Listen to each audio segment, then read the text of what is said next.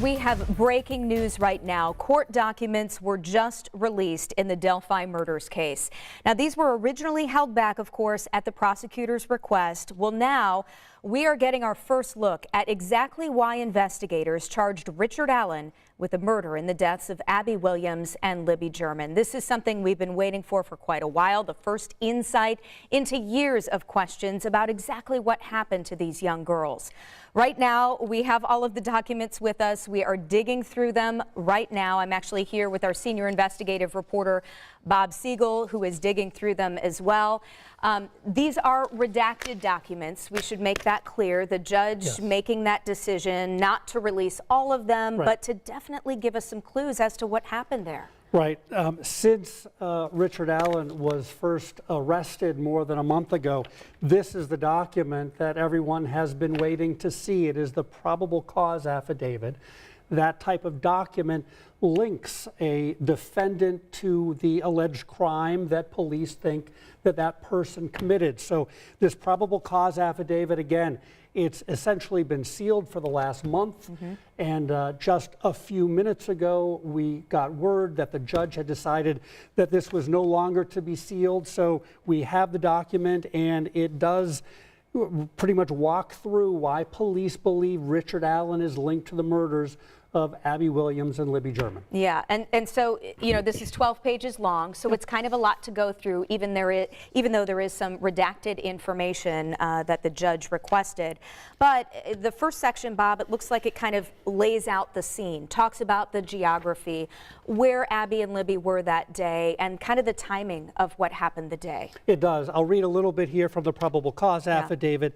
It talks about victim 1 and victim 2, which we are assuming with good cause would be Abby and Libby. They were found deceased in the woods approximately 2/10 of a mile northeast of the Monon High Bridge in Carroll County, and their bodies were located on the north side of the Deer Creek. So this is information that is very consistent with what we have heard before.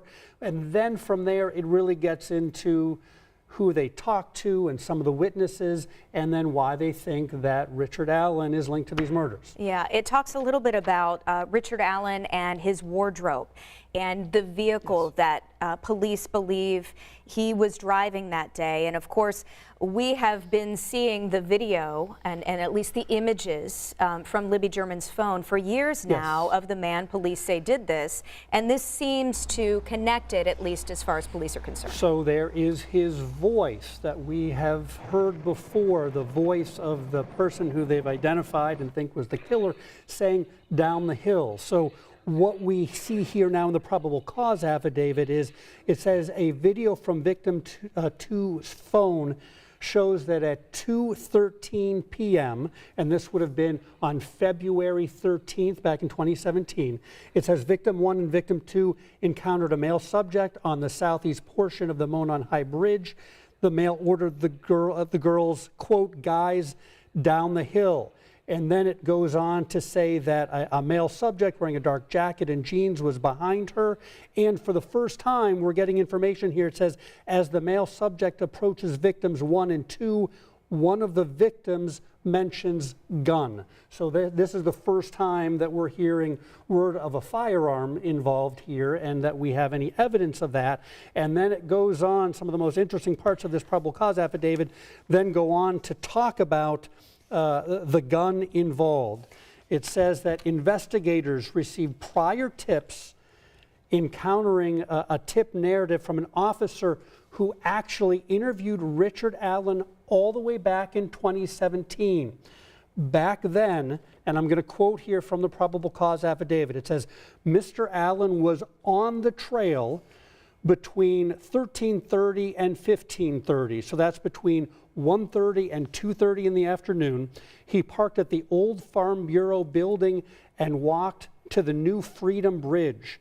While at the New Freedom Bridge, he saw 3 females.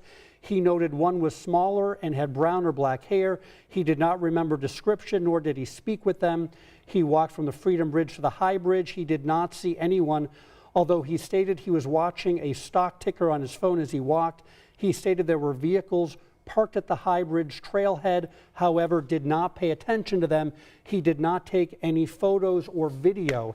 And we then hear later that police here in this probable cause affidavit talked to some individuals who it seems like he described here that he passed walking in the woods, and they described a person who then has the clothing that is described in the probable cause affidavit and the police have released earlier. Right. Police talk about 3 juveniles, 3 young people that say they saw Richard Allen, or they saw a person there who then turns out to match the description of Richard Allen, yes, walking on the trail toward Freedom Bridge. One of the girls, it says in the court documents, described to police the male as, quote, kind of creepy, and advised he was wearing blue jeans, a really light blue jacket. His hair was gray, maybe a little brown. He didn't show his face. She told police, according to court documents, that he was wearing a duck canvas type jacket, advised that she said hi to the man, but he just glared at them. He had something covering his mouth, she told investigators, and described him as being not very tall, not bigger than 5'10", said he had his hand in his pockets.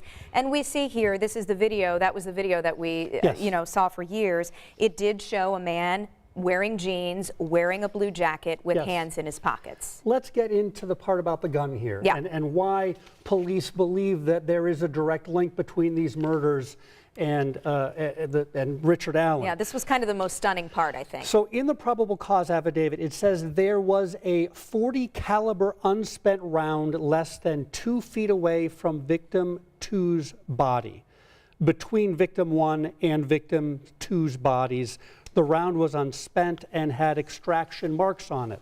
So as we move a few pages further in the probable cause affidavit, they sent the ballistics off to the Indiana State Police Crime Lab. And see if I can find this section here.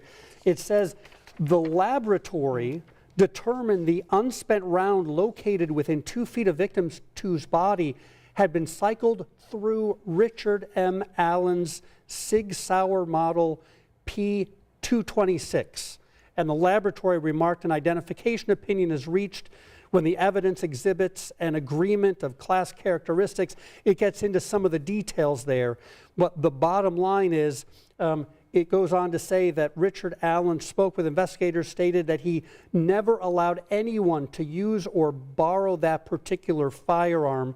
When asked about the unspent bullet, he did not have an explanation of why the bullet was found between the bodies of the victims, and he again admitted he was on the trail, but he denied knowing victim 1 or victim 2 and denied any involvement in their murders. So the idea here that you have a bullet that was specifically matched to his gun found so close to the bodies, that certainly establishes what would be considered probable cause for why police decided they were charging Mr. Allen with 2 counts of murder. And you know, as we go through all of this, we also have to be mindful. This has got to be difficult for the girls' families. We're talking Absolutely. about details now that, granted, they have been waiting for, and so many community members have been waiting for. But this has to be difficult for the families to hear too, knowing what police allege happened that day. Absolutely. I mean, it's been more than 5.5 years since what would be described as just absolutely unthinkable. These, 2 friends, walking onto the Monon High Bridge and, going out to spend a warm February afternoon, out in nature, and what happened from that. So again, so many questions over the last 5.5 years. This document, again, for the first time, gives the families and it gives the public some idea, certainly more idea of what happened that day, and specifically why they believe Richard Allen is linked to these murders. And again, this is a 12-page document, and we were just kind of going through it as well. We'll have lots of information for you on WTHR.com and later on 13 News at 5. But Bob, seems like the takeaways here, at least what police are alleging as far as the connection for Richard Allen, they talk about the clothing he was wearing, the car he was driving, young people who were interviewed who kind of witnessed the car and a man matching that description, and then a description of a gun that he owned and admitted that no one else borrowed or used, and a bullet from that gun, police allege, was found near the girls' bodies that day. Yeah, and one other important part, it says investigators believe Richard Allen was not seen on the trail after 2:13 p.m. that day because he was in the woods with victim 1 and victim 2. So again, they lay out, we just received this literally just a few minutes ago. We're working our way through the probable cause affidavit. I should point out, there are sections here, there are names, and there are areas that are redacted. The judge made very clear she is honoring the prosecutor's request to not release the original unredacted version of the probable cause affidavit, which has the names of some witnesses in there to protect them.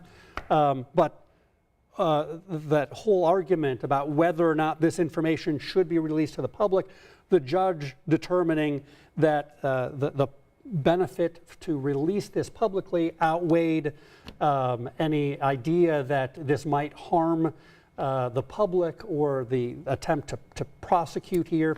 So we now do have this document, and we'll certainly have a lot more on this later today. And the backdrop of all of this as well, we also got some new information today when it comes to releasing information publicly and, you know, the amount that all of us know about this case, and that's the attorneys for Richard Allen, you know, wanting a change of venue in the case. Yes, they did request that change of venue. They want it far away from Delphi. You know, because so many people in that community have been following this so closely, as we have all over the state. So many people went out on February 13th and 14th to help search for the girls. And a lot of people knew him from the CBS as well. Absolutely. That's the argument anyway. Absolutely. Yeah. Yes. So a lot to go through here. We want to let you know, again, you can find a lot on WTHR.com. We will have more tonight at 5. Our reporters combing through this as well, including Bob. And we invite you to join us and stay with us on WTHR Plus. We'll stream a little bit longer, get a little recap again of what we've learned today. For now, though, here on Channel 13, we'll return you to regular programming. But again, we'll stay on WTHR Plus. See you over there.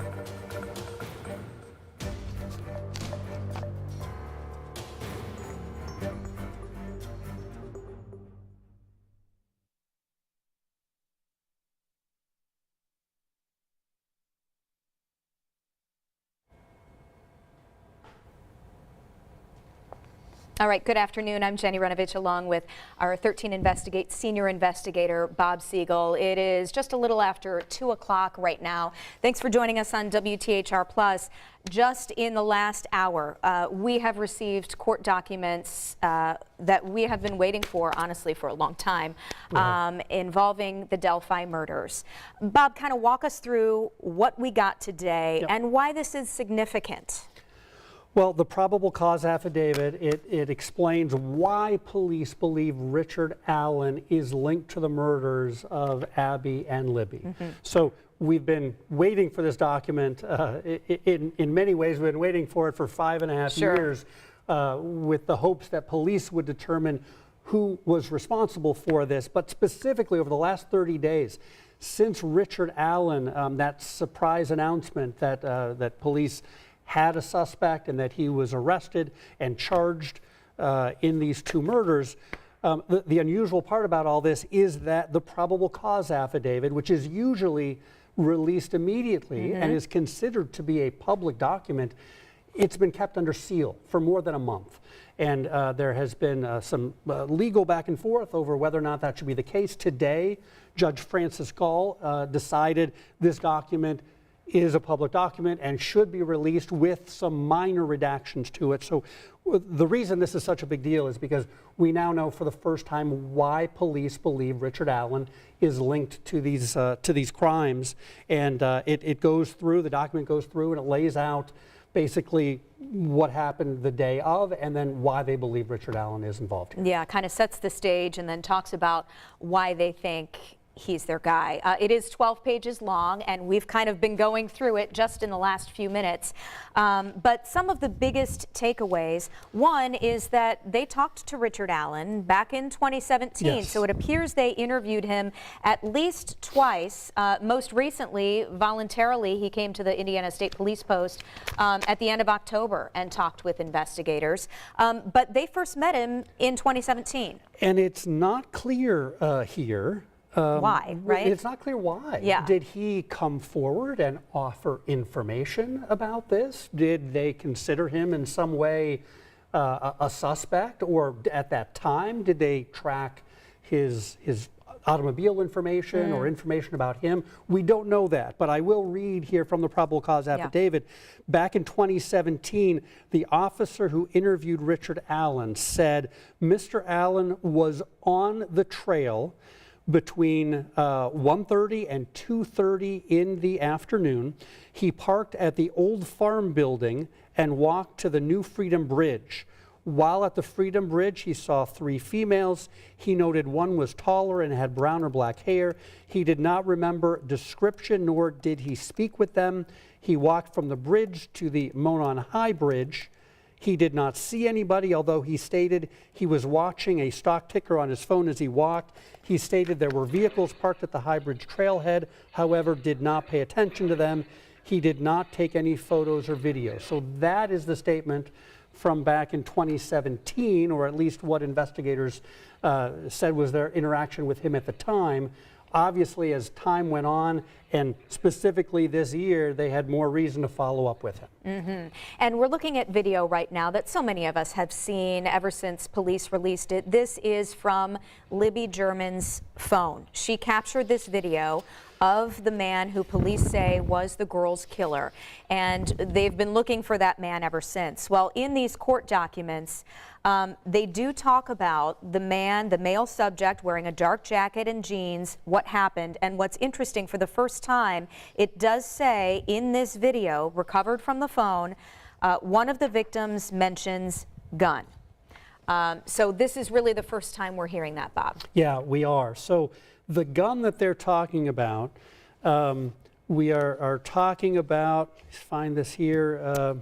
It's the his gun, police say, was a Sig Sauer model P226. Yep, and so a bullet was found near the bodies. According to the probable cause affidavit, there was an unspent bullet that was found near the girls' bodies, between the girls' bodies as they were found in the woods.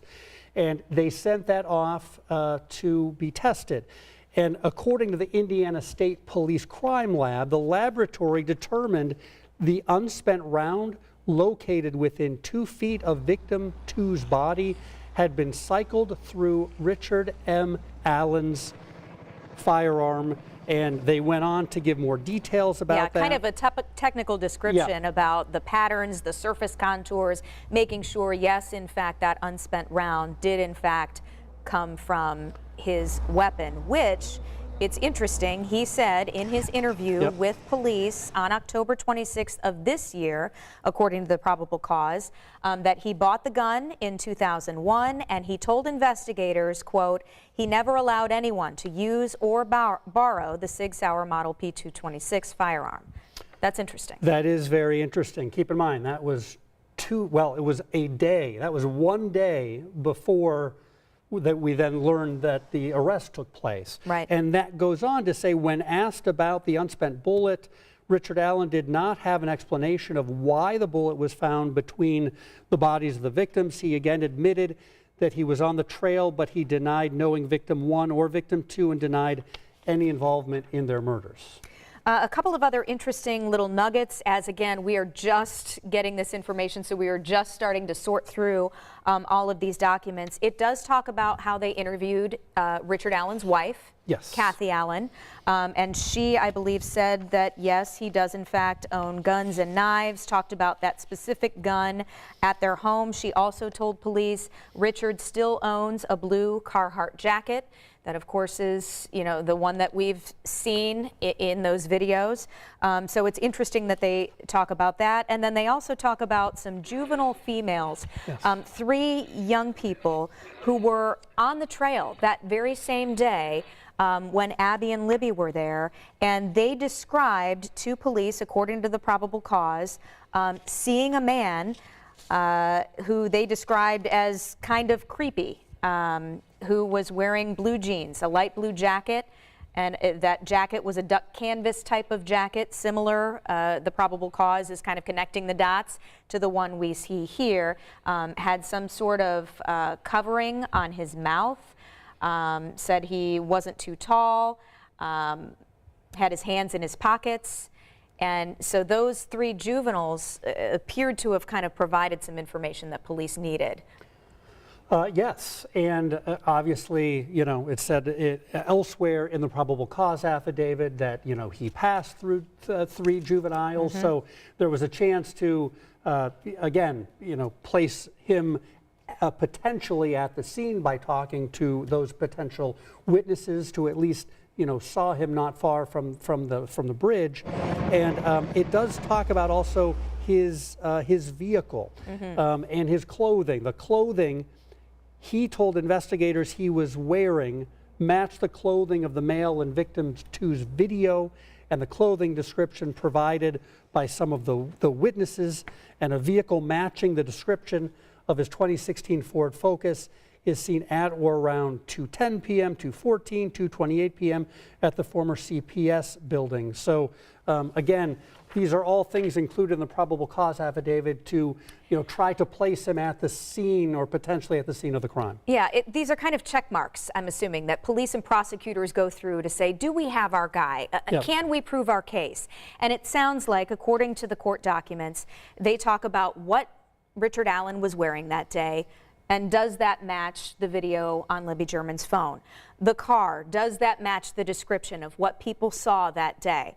And then this gun and the bullet that police allege is connected to the crime found near the girls' bodies that they say, according to the state police crime lab tests, is the same that was in Richard Allen's weapon. Right.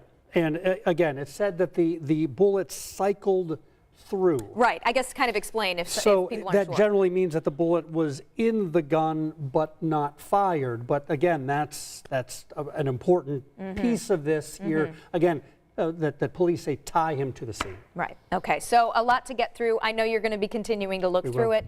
We have a team of reporters on this for you today. So please join us tonight at 5 on 13 News, and we'll get you all the information we've learned today. For now, thanks so much. Good night.